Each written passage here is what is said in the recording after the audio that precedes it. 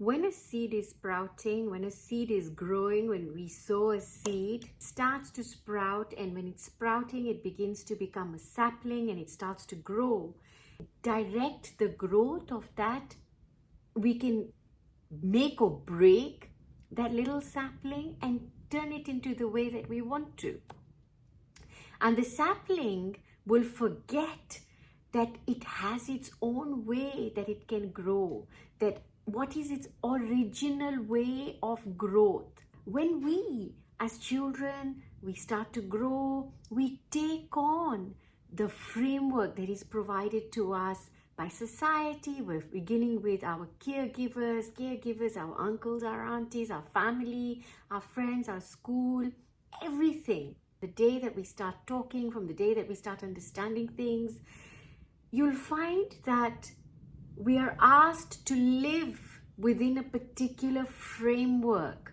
So your mother or your dad or anybody might say, no, don't do that. So that's the first time a child hears the word no. But before the child hears the word no, what is the child doing naturally?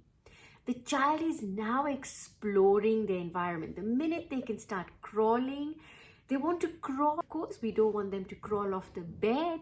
So we want to make sure that they're safe and they're not just going to crawl off on their own. We'll want to nurture our children and we want to keep them safe and we want to have this beautiful framework known as to us. We are also dampening them. So we're causing a little bit of a damper on their original growth. Now, what is that child and then growing up into an adult, a teen, an adolescent, and everything you know, what are they without that structure, without that framework? How would we have grown? Eventually, the child that is now a teenager, adolescent, adult, then learns who they are from what is being reflected back as this feedback they're getting back from society, the feedback they're getting from who loves them, their caregivers, their friends, right? How are we being accepted? How are we being related to in society? How many friends do we have? How many businesses do we have? How successful are we?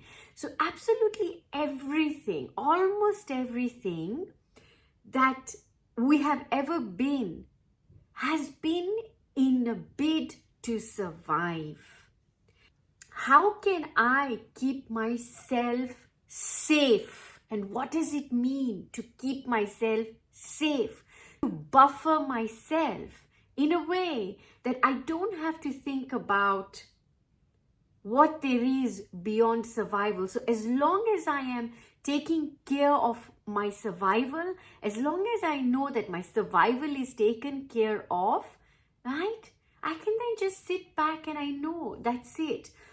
But what is the opportunity cost of buying into that? Is a lack of originality, is a lack of you. So whatever we are like conditioned monkeys, right? So you've been conditioned to be a certain way. We've been conditioned to act a certain way that is societal, that is acceptable, that is to be the way.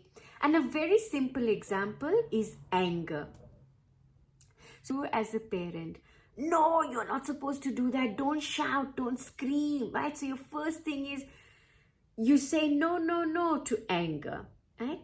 Instead, what you could do is you acknowledge, I understand that you're feeling whatever it is that you're feeling, but perhaps maybe stomp your feet on the ground or maybe let's go for a run, right? And then once the emotions have been regulated, then let's talk about what actually happened. Because when that survival instinct kicks in, right, it's so vital for us in that moment, one to know, to have a space to be able to be that, right? And then to also then understand that.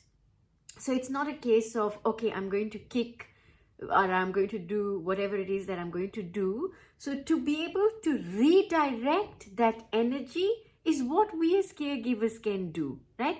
But to cast a judgment on what that energy is, oh no, you can't get angry, we don't get angry, right? That's where the trouble ensues. Before you know it, you don't know who you are.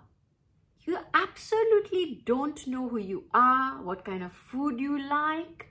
And somebody who's going through the spiritual awakening process, the one thing that you really are going to experience is a deconstruction of the false persona, deconstruction of conditioned existence, deconstruction of every pattern, every conditioning, every framework, every belief system. And essentially what you're doing is you're letting go of karma, because in reactivity lies karma, and pretty much most of our lives is in that reactive mode, is in the mode of reenacting. So we are at the behest of patterns, we're at the behest of conditioning, we are constantly repeating.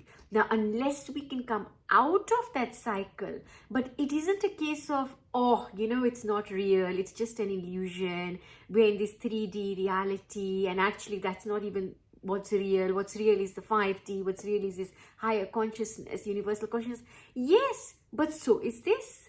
So is this, as long as we're here in this body, we are incarnate, we're going to have to go through it, not on the side. You can't escape it. You're going to have to go through it. Whatever healing that has to be done, whatever. And healing is basically returning to wholeness, returning to the original. So to walk back to the original, you've got to see now where was it that it wasn't a case of safety, but actually I've bought into certain things as being me and they're not me, right? You work through all of that. You work through your own self first. Then you understand. So, okay, so who am I? What is my personality? You go beyond the personality. This is where we go into other dimensions. We go into, the spirit of it all and consciousness, right? But before we get into that, or as part and parcel of going into that, is going through this, going through our 3D existence, understanding coping mechanisms, understanding, right, that we bought into a false system. Some call it a false matrix. Some call it conditioned existence. There are so many various versions of this. It's pretty much essentially the same. That figure out for yourself, who are you? And one sure way of doing this is to let go of all coping mechanisms and sit.